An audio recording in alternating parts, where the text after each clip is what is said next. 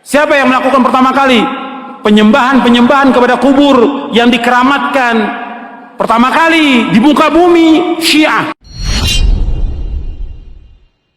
Artinya orang yang paling sesat di muka bumi adalah orang-orang yang berdoa meminta kepada selain Allah. Kenapa mereka masih minta? Di Indonesia ini masih banyak gak orang yang berdoa meminta kepada selain Allah? Banyak.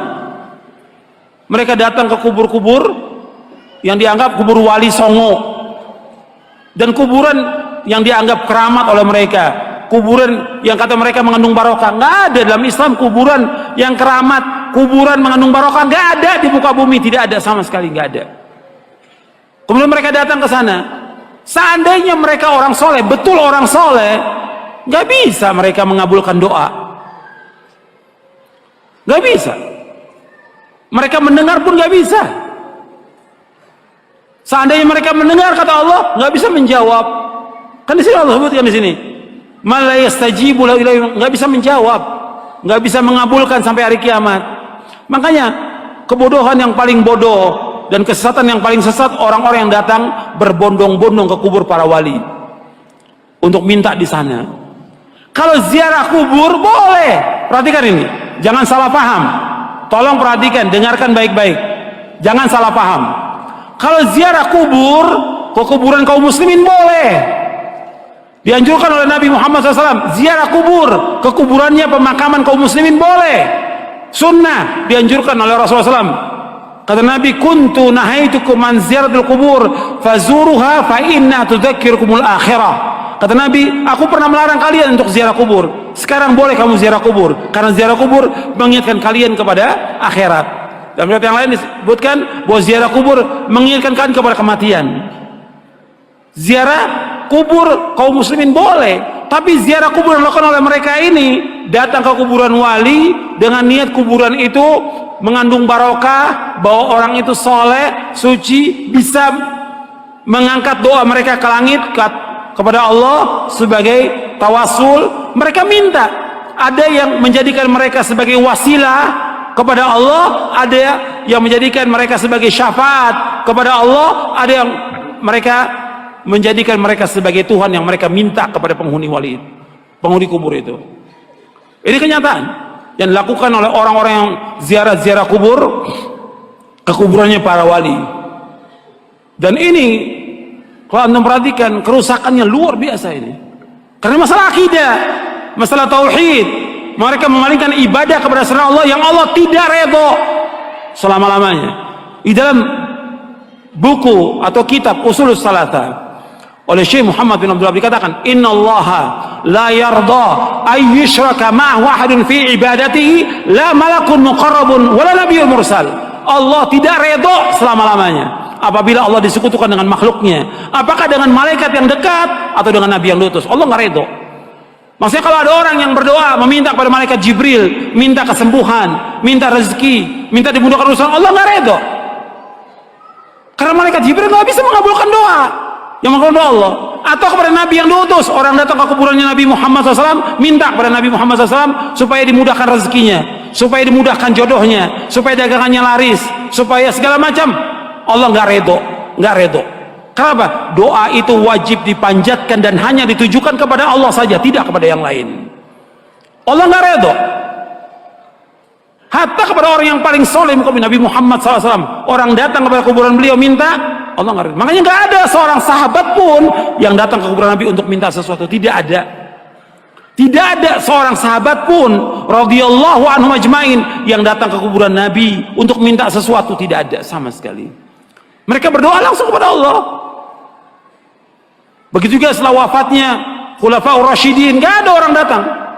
Tapi belakangan di abad kedua, ketiga mulai, siapa yang melakukan pertama kali penyembahan kepada kubur yang dikeramatkan pertama kali di muka bumi? Syiah. Pertama kali, laknatullah alaihim. Pertama kali Syiah yang menyesatkan kaum muslimin. Mereka katakan kubur imamnya, kemudian kubur Husain mereka sembah, mereka tawaf di situ. Itu pertama kali. Sunnahnya orang Syiah, sunnah sayyi'ah, sunnah jahiliyah yang mereka lakukan. bukan sunnah hasanah, sunnah sayyi'ah, mengajak orang untuk menyembah kubur. Setelah itu diikuti oleh apa? Diikuti oleh yang kedua, tarekat sufiyah. Yang pertama Syiah, lanatullah alaihim. Yang kedua tarekat sufiyah, menganggap bahwa gurunya, syekhnya sebagai wali, sudah mencapai tingkatan yang paling tinggi, sampai datang. Sampai syekhnya mengatakan di buku-buku mereka, di kitab mereka, kalau kamu mengalami kesulitan, kesusahan dan saya sudah mati, kamu datang ke kubur saya, kata mereka begitu. Ini sesat dan menyesatkan kaum muslimin. Anda melihat sekarang tambah banyak orang yang pertama kali mulai kuburan itu disembah, kemudian dibangun kubur di dalam masjid, itulah orang-orang Syiah. Gak akan bertemu dalam Islam antara kuburan dengan masjid, selama-lamanya tidak akan ketemu dalam Islam. Adapun kuburan Nabi SAW itu di luar masjid. Kemudian pada khalifah zaman Abdul Malik dibongkar, dimasukkan, dan sahabat sudah mengingkari yang masih hidup pada zaman itu. Gak bisa bersatu dan beda kuburan Nabi. Karena apa? Gak mungkin kuburan Nabi akan dibongkar, dipindahkan ke Baqi, gak mungkin, karena Nabi gak mau. Kalau di Baqi akan disembah oleh manusia. Makanya Nabi dibedakan, khusus untuk Nabi dikuburkan di tempat itu dengan dua sahabatnya, Abu Bakar dan Umar. Adapun kuburan yang lain nggak boleh, nggak bisa bersatu antara masjid dengan kuburan selama-lamanya. Yang pertama kali Syiah, karena ini perbuatan siapa? Perbuatannya orang-orang Yahudi dan Nasrani. Maka 5 hari menjelang wafatnya Rasulullah mengatakan, la'natullahi 'alal yahudi wan nasara ittakhadhu qubur anbiya'i masajid wa ana anhaakum an dzalik.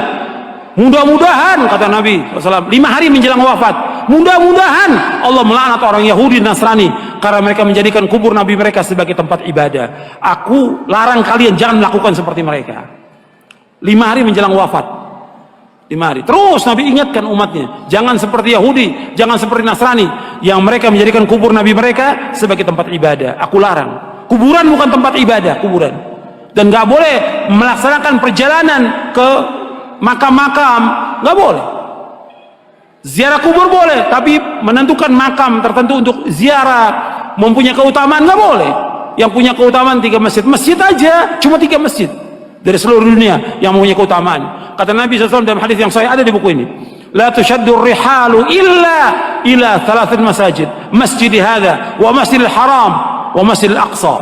Kata Nabi, nggak boleh mengadakan perjalanan dengan niat ibadah kecuali 3 masjid. Tidak boleh mengadakan perjalanan safar dengan tujuan ibadah kecuali 3 masjid. Pertama masjidku ini, Masjid Nabawi. Yang kedua Masjidil Haram. Yang ketiga Masjid Aqsa. Masjid aja nggak boleh. Ada di Bandung umpamanya ada masjid yang bagus, orang mengatakan bahwa masjid itu punya keutamaan, nggak boleh. Semua masjid sama. Masjid di sini, Pustai atau masjid yang lain yang dibangun, semua sama. Ganjarannya sama kalau orang sholat di dalamnya, kecuali 3 masjid. Masjid Nabawi, sekali sholat di sana 1000, lebih dari masjid yang lain. Kalau di Mekah, di Masjidil Haram, di Mekah maksudnya di Masjidil Haram saja, bukan di masjid yang lain. Di Mekah bukan, di Masjidil Haram saja itu 100.000 keutamaannya dari masjid yang lain seluruh dunia. Kalau di Masjidil Aqsa 250. Itu keutamaan yang disebutkan oleh Rasulullah Sallallahu Alaihi Wasallam. Kalau masjid yang nggak punya keutamaan kecuali 3 masjid, apalagi kuburan. Kuburan nggak punya keutamaan sama sekali. Makanya orang-orang yang datang dan meminta ke kubur-kubur, Allah menyebutkan dalam Al-Quran ini orang yang paling sesat di muka bumi. Antum catat tuh ayatnya, ya, surah Al-Ahqaf surah 46 ayat 5 dan 6. Ini dalil